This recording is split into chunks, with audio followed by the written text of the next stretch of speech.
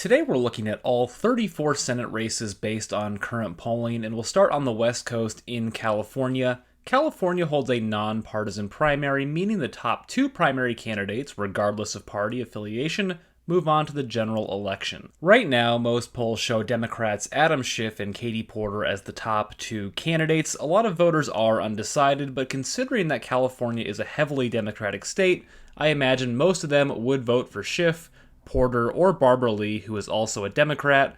Let's be honest, there's no chance a Republican wins this seat in 2024, and polling suggests the general election will be a matchup between two Democrats. We're going to call California safe for the Democratic Party. In Washington, current polls show incumbent Democrat Maria Cantwell leading by double digits. These polls were sponsored by Northwest Progressive Institute, an organization affiliated with the Democratic Party, so maybe there's a slight bias towards Cantwell, but she won this seat by double digits in 2006, 2012, and 2018. She's going to win again, safe Democrat. And right off the bat, we're getting into the swing states. In Montana, incumbent Democrat Jon Tester is running for re-election in deep red Montana. There are two serious GOP candidates, Matt Rosendale and Tim Sheehy. Rosendale ran and lost to Jon Tester in the 2018 Senate race. While Sheehy has a lot of establishment support, voters currently back Rosendale. The latest poll from JL Partners shows Rosendale leading Sheehy 52-21. But fortunately for the GOP, recent polling from JL Partners also shows Rosendale and Sheehy leading Tester by 3 and 4 points respectively, putting this in the lean category for the GOP. In Nevada, incumbent Democrat Jackie Rosen is running for re-election. There's a crowded field in the GOP primary, and based on a recent public opinion strategy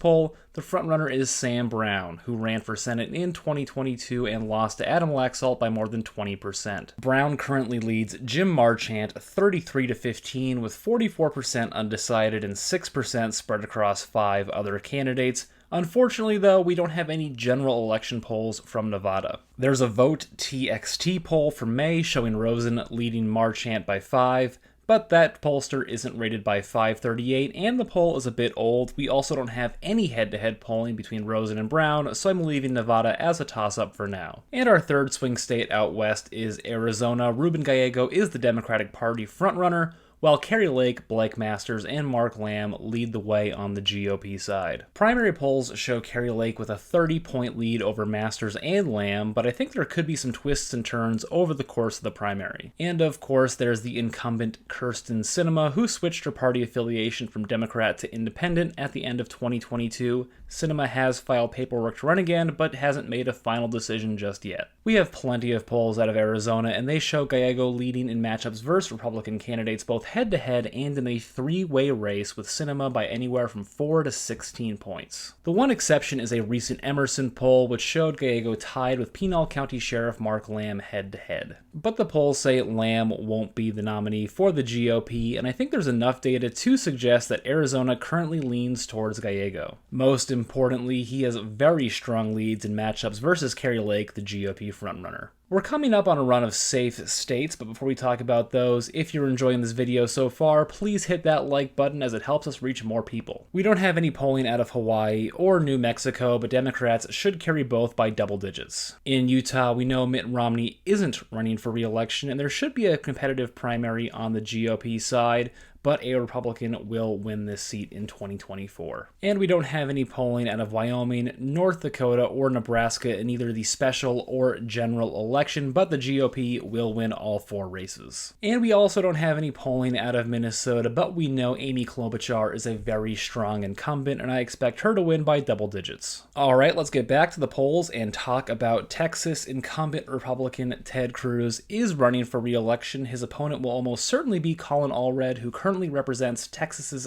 32nd congressional district. Allred has some high-profile endorsements and a huge fundraising advantage in the Democratic primary. Polling from the Texas Hispanic Policy Foundation this May shows Allred with a double-digit lead in the primary. And while Beto O'Rourke nearly flipped Texas in 2018, current polling suggests Ted Cruz is in a bit of a stronger position heading into 2024. Polls from May show Cruz leading by an average of 6, which I think is a pretty realistic expectation for the final result in November. The polls currently put Texas in the likely category for Cruz and the GOP. This puts the GOP at 45 seats, and there are several more states that are almost certain to win. But before we talk about those, if you're enjoying this video, please hit that subscribe button. It helps us out a ton. We don't have any polls from Missouri, Mississippi, Tennessee, or Indiana, but I expect the GOP to win all 4 states by double digits. And now the Republican Party just needs one more seat to hit 50, and based on current polling, I think their best chance might actually be in West Virginia. Incumbent Democrat Joe Manchin still hasn't decided whether he'll run again, but the GOP has 2 strong candidates in Jim Justice, the current governor,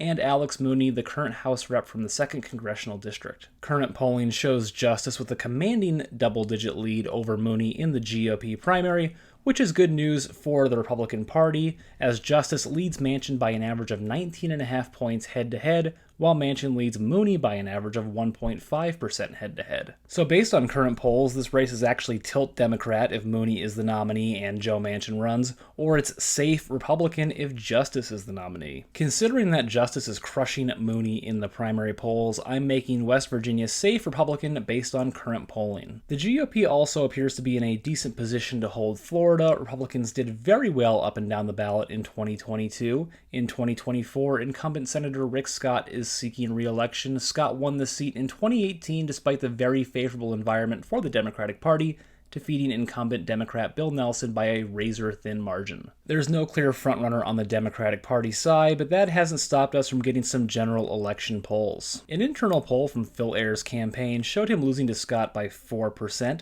A poll sponsored by the Democratic Senatorial Campaign Committee shows Scott losing by 1% to Debbie Mucarsel-Powell, a one-term former House rep from Florida's 26th Congressional District. Considering both these polls are partisan, intended to generate a favorable result for the Democratic candidate, I think they're actually a good sign for Scott. If we average them out, we land at tilt Scott, but I'm going to bump it up to lean Scott since the polls are partisan. And that brings the GOP to a Senate majority based on current polls, which is good news for them because most of the remaining states favor the Democratic Party. Before we hit on these Rust Belt states, let's discuss the East Coast states, and I want to start in New Jersey, where we have some breaking news about incumbent Democratic Senator Bob Menendez. Menendez and his wife have been indicted on bribery charges, and they look pretty serious. Several Democrats have called on Menendez to resign, including Senator John Fetterman and House Rep Alexandria Ocasio-Cortez. However, Menendez held a press conference in which he stated that he is not going to resign from the Senate. In the primary, Menendez won't run unopposed. Several Democrats have already declared their candidacies,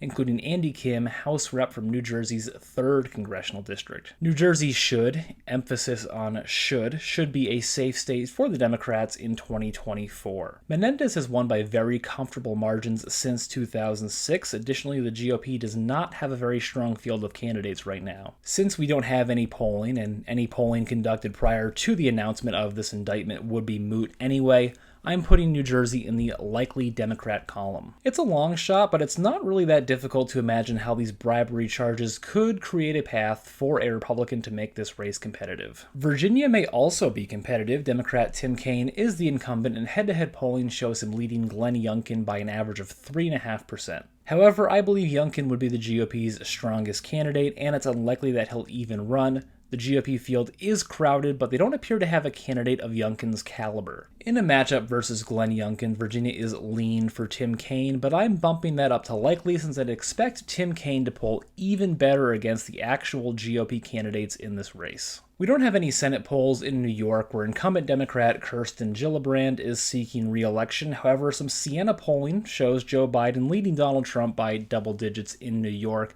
I'd expect a similar result in the Senate race. New York is safe for the Democratic Party. And we don't have any polls from Maryland, Delaware, Connecticut, Rhode Island, Vermont, or Maine, but I'd expect Democrats or Democratic-leaning independents, in the cases of Bernie Sanders and Angus King, to win these races. Now, you probably noticed that I skipped over Massachusetts. That's because we have a couple of polls with wildly different results. In a head-to-head matchup with Karen Polito, incumbent Democrat Elizabeth Warren leads by 13 points. But in a matchup with former Governor Charlie Baker, Warren trails by 15 points. It's probably an outlier, and Charlie Baker probably isn't going to run, but I'm putting Massachusetts as likely Democrat until we get more data or until Charlie Baker states unequivocally that he is not going to run. Alright, it's time to touch on these Rust Belt states. In Pennsylvania, incumbent Democrat Bob Casey is running for re-election. It looks like he'll be running against David McCormick, runner-up in the 2022 Pennsylvania GOP primary. McCormick lost to Dr. Oz by less than 1,000 votes. Our Pennsylvania polls are several months old, but the results were consistent, with Casey leading McCormick by an average of 8 points, putting this in the likely column for the Democrats. That's probably a bit too optimistic for the Democratic Party, but hey, I'm not the one conducting these polls. In Michigan, incumbent Democrat Debbie Stabenow is not seeking re-election. House Rep Alyssa Slotkin has emerged as the clear frontrunner on the Democratic side,